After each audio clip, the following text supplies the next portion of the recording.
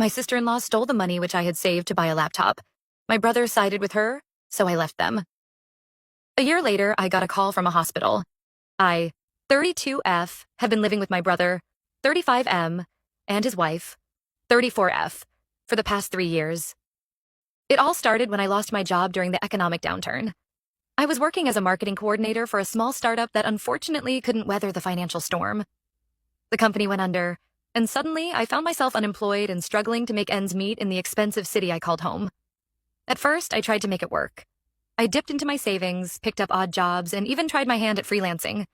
But as the months wore on and my bank account dwindled, it became clear that I couldn't afford my apartment anymore. That's when my brother stepped in. My brother, let's call him Mark, has always been my rock. Growing up, he was the one who protected me from schoolyard bullies, helped me with my homework, and gave me advice about life. When our parents passed away in a car accident 10 years ago, Mark became more than just a brother. He became my only family. So when Mark offered me a place to stay until I got back on my feet, I was incredibly grateful. He and his wife Sarah had a spare room in their house, and they insisted it was no trouble. At first, everything was great. It felt like old times, with Mark and I staying up late talking and laughing like we used to. Sarah seemed okay with the arrangement initially. She and I had never been particularly close, but we were always cordial. I remember when Mark first introduced us to her 7 years ago. She was charming and vivacious, and I was happy to see my brother so in love.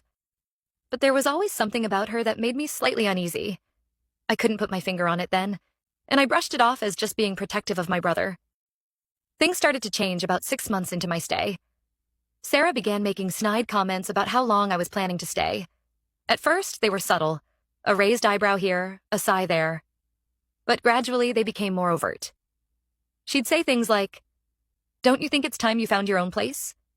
Or, "I'm sure someone with your skills could find a job if you really tried." I tried to brush it off, thinking she was just having a hard time adjusting to having a long-term guest. I redoubled my job search efforts and tried to contribute more around the house, doing extra chores and cooking meals to show my appreciation. But Sarah's behavior only worsened. She'd accidentally throw away my mail, claiming she thought it was junk. Once, I missed an important interview because the invitation got lost in the trash. She'd use my toiletries and never replace them, leaving me without shampoo or toothpaste more times than I can count. The incident that really opened my eyes to how bad things had gotten was when Sarah mistakenly donated a box of my clothes to charity. It wasn't just any clothes. It was a box containing some of my most treasured possessions, including the dress I wore to my college graduation and a sweater that had belonged to our mother.